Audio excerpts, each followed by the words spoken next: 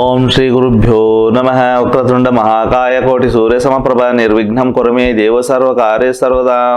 ನಿನ್ನೆ ಮೇಷರಾಶಿ ದ್ವಾದಶ ಫಲ ಗುರು ಯಾವ ಮನೆಯಲ್ಲಿದ್ದರೆ ಏನು ಲಾಭ ಅಂತ ಹೇಳಿದ್ವಿ. ಅದೇ ರೀತಿ ಈ ದಿನ ವೃಷಭ ರಾಶಿಯವರಿಗೆ ಮತ್ತು ಲಗ್ನದವರಿಗೆ ಯಾವ ಸ್ಥಾನದಲ್ಲಿ ಇದ್ರೆ ಎಷ್ಟು ಲಾಭ ಏನು ಲಾಭ ಅನ್ನೋದ್ರ ಬಗ್ಗೆ ತಿಳಿತಾ ಹೋಗೋಣ ಈ ದಿನ ವಿಶೇಷವಾಗಿ.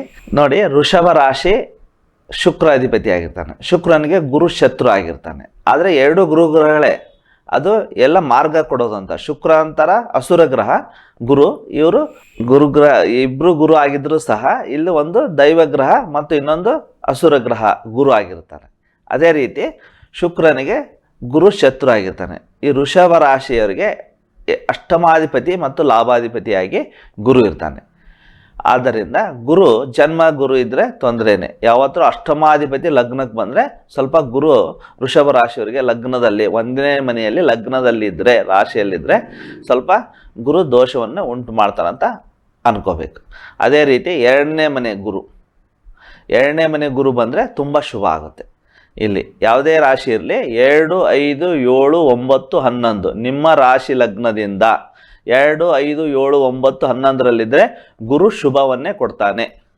ಅದೇ ರೀತಿ 1, 3, 4, 8, 10, 12ರಲ್ಲಿದ್ದರೆ ಅಶುಭ ಕೊಡ್ತಾನೆ. ಇದು ನಾವು ಮೊದಲು ತಿಳ್ಕೊಬೇಕಾಗುತ್ತೆ. ಅದೇ ರೀತಿ 3ನೇ ಸ್ಥಾನಕ್ಕೆ ಗುರು, ವೃಷಭ ರಾಶಿಗೆ 3ನೇ ಮನೆ ಬಂದು ಕರ್ಕಾಟಕ ರಾಶಿ, ಅಲ್ಲಿ ಉಪಚಯ ಸ್ಥಾನ ಅಂತ ಹೇಳ್ತೀವಿ.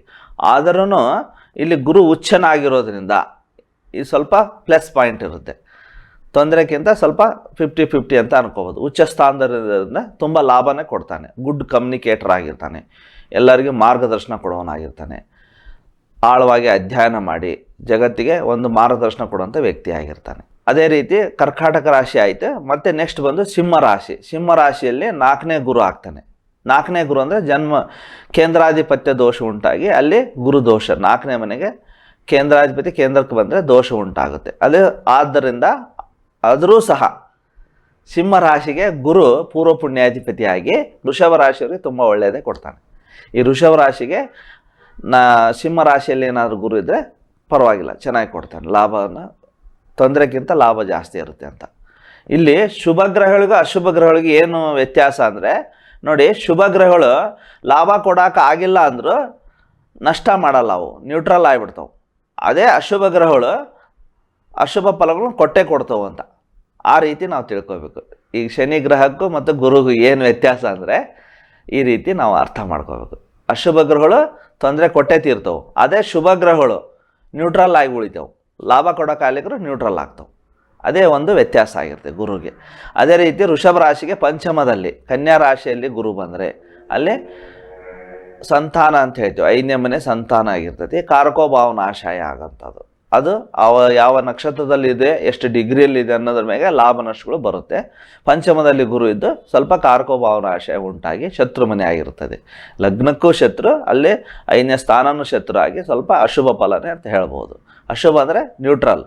ಅದೇ ರೀತಿ ವೃಷಭ ರಾಶಿಗೆ ತುಲಾ ರಾಶಿಯಲ್ಲಿ ಗುರು ಇದ್ದರೆ ಷಷ್ಠಮ ಗುರು ಆಗಿಬಿಡ್ತಾನೆ. ಅಲ್ಲಿ ಅದು ಶತ್ರು ಮನೆಯಾಗಿ 6ನೇ ಗುರು. ಇಲ್ಲಿ ಗುರು ಹಿರಿಯರೇ ನಿಮಗೆ ತಾಯಿ ಸಮಾನರು, ತಂದೆ ಸಮಾನರು, ವಿರೋಧ ಶತ್ರುತ್ವ ಆಗೋಂಥದ್ದಾಗುತ್ತೆ. ಆದ್ದರಿಂದ ಅವ್ರಿಗೆ ವಿರೋಧಗಳನ್ನು ಮಾಡ್ಕೋಬಾರ್ದು 6ನೇ ಗುರು ಇರೋರು. ನೋಡಿ, ಏನು ಸೀಕ್ರೆಟ್ ತಿಳ್ಕೊಬೇಕಂದ್ರೆ ಇದೇ ತಿಳ್ಕೊಬೇಕು. 6ನೇ ಮನೆ ಅಂದರೆ ಶತ್ರು ಮನೆ. ಆ ಮನೆ ಯಾವುದು, ಇದು ಯಾರಿಂದ ತೊಂದರೆ ಆಗುತ್ತೆ. 6ನೇ ಮನೆ ಅಂದರೆ ಶುಕ್ರ, ಅದು ಗುರುನೇ ಹೇಳುತ್ತೆ. ಇಲ್ಲಿ ಗುರುಗ್ರಹನೂ ಅಲ್ಲಿ ಬರೋದ್ರಿಂದ ಗುರು ಹಿರಿಯಿಂದ ಶತ್ರುತ್ವ ಆಗುತ್ತೆ. ಅಂದ್ರೆ ನಾವು ನ್ಯೂಟ್ರಲ್ ಉಳಿಬಿಡ್ಬೇಕು ಅಲ್ಲಿ. ಅದೇ ನಮ್ಮ ಟೆಕ್ನಿಕ್.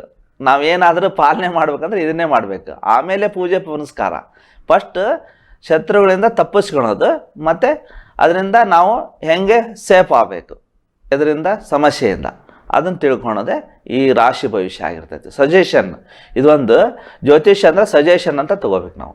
ಅದೇ ರೀತಿ ಸಪ್ತಮ ಗುರು ವೃಶ್ಚಿಕ ರಾಶಿಯಲ್ಲಿ ಗುರು ಬಂದರೆ ಅದು ಲಗ್ನ ದೃಷ್ಟಿ ಇರೋದ್ರಿಂದ ತುಂಬ ಒಳ್ಳೇದು ಮಾಡ್ತಾನೆ. ಮತ್ತು ವೃಷಭ ರಾಶಿಯವರಿಗೆ ನೇರ ದೃಷ್ಟಿ ಇರುತ್ತೆ, ಆದ್ದರಿಂದ ಒಳ್ಳೇದು ಕೊಡುತ್ತೆ 7ನೇ ಸ್ಥಾನದಲ್ಲಿ. ಅದೇ ರೀತಿ 8ನೇ ಮನೆ ಧನುಸ್ಸು ರಾಶಿ, ಅವನ ಸ್ವಂತ ಮನೆಗೆ ಬರ್ತಾನೆ. ಅಷ್ಟಮಾಧಿಪತಿ ಅಷ್ಟಮದಲ್ಲಿದ್ರೂ ಅಷ್ಟಮಾಧಿಪತಿ ಲಗ್ನದಲ್ಲಿದ್ರೂ ತೊಂದರೆನೇ ಅಂತ ಹೇಳಿದೆ ಆವಾಗಲೇ. ಅಷ್ಟಮ ಗುರು ಸ್ವಲ್ಪ ತೊಂದರೆ, ಆರೋಗ್ಯದಲ್ಲಿ ಅನ್ಕ್ಯೂರೇಬಲ್ ಡಿಸೀಸ್ ಇರುತ್ತೆ ಇವರಿಗೆ, ಗುರು 8ನೇ ಗುರು ಆಗಿದ್ದರೆ. ಅದೇ ರೀತಿ ವೃಷಭ ರಾಶಿಯರಿಗೆ ಮಕರ ರಾಶಿಯಲ್ಲಿ ಗುರು ಇದ್ದರೆ ನೋಡಿ, ಅಲ್ಲಿ 9ನೇ ಮನೆ ಆಯಿತು, ಭಾಗ್ಯಸ್ಥಾನ. ಭಾಗ್ಯಸ್ಥಾನದಲ್ಲಿ ಗುರು ಯಾವಾಗಲೂ ಲಾಭನೇ ಕೊಡ್ತಾನೆ. ಯಾವ ರೀತಿ ಅಂದರೆ 9ನೇ ಮನೆಯಲ್ಲಿದ್ದು 5ನೇ ದೃಷ್ಟಿಯಿಂದ ಮತ್ತೆ ಅವ್ರ ರಾಶಿ ಲಗ್ನವನ್ನು ನೋಡ್ತಾನೆ. ಹರಮುನಿದರು ಗುರು ಕಾಯುವ. ಆದರೆ ಇಲ್ಲಿ ಮಕರ ರಾಶಿಯಲ್ಲಿ ಗುರು ನೀಚನಾಗುತ್ತಾನೆ, ಆದ್ದರಿಂದ ಅವನು ನಿಷ್ಫಲ ಆಗುತ್ತೆ.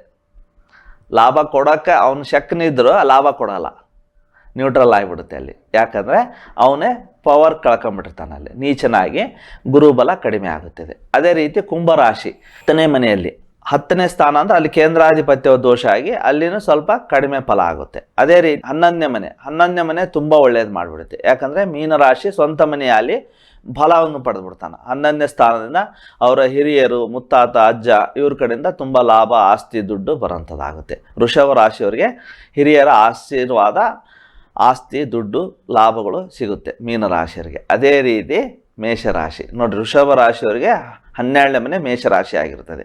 ಮೇಷರಾಶಿಯಲ್ಲಿ ಗುರು ಏನಾದರೂ ಬಂದೆ ಅಲ್ಲಿ ಸ್ವಲ್ಪ ವ್ಯಯಸ್ಥಾನ ಅಂತ ಹೇಳ್ತೇವೆ ನಾವು. ವ್ಯಯಸ್ಥಾನದಲ್ಲಿ ಗುರು ಬಂದಾಗ ಸ್ವಲ್ಪ ನಷ್ಟಗಳು ಜಾಸ್ತಿ ಆಗುತ್ತೆ. ಎಷ್ಟೇ ವಿದ್ಯೆ ಜ್ಞಾನ ಪಡೆದಿರ್ತಾರೆ, ಇವರು ಪ್ರೆಸೆಂಟೇಷನ್ ಇಲ್ದಂಗೆ ಆಗೋದು, ವಿದ್ಯೆ ನಾವು ಮತ್ತು ಹೆಚ್ಚು ಪೇಮೆಂಟು ಲಾಭಗಳು ಬರಲ್ಲ ಇವ್ರಿಗೆ. ಅಂದ್ಕೊಂಡು ನಿರೀಕ್ಷೆ ಮಟ್ಟ ಇವರು ಗ್ರೋತ್ ಆಗಲ್ಲ ಅಂತ. ಇವರೇನೋ ನಿರೀಕ್ಷೆ 100% ಇದ್ದರೆ ಒಂದು 50% ಲಾಭ ಬರೋಂಥದ್ದು.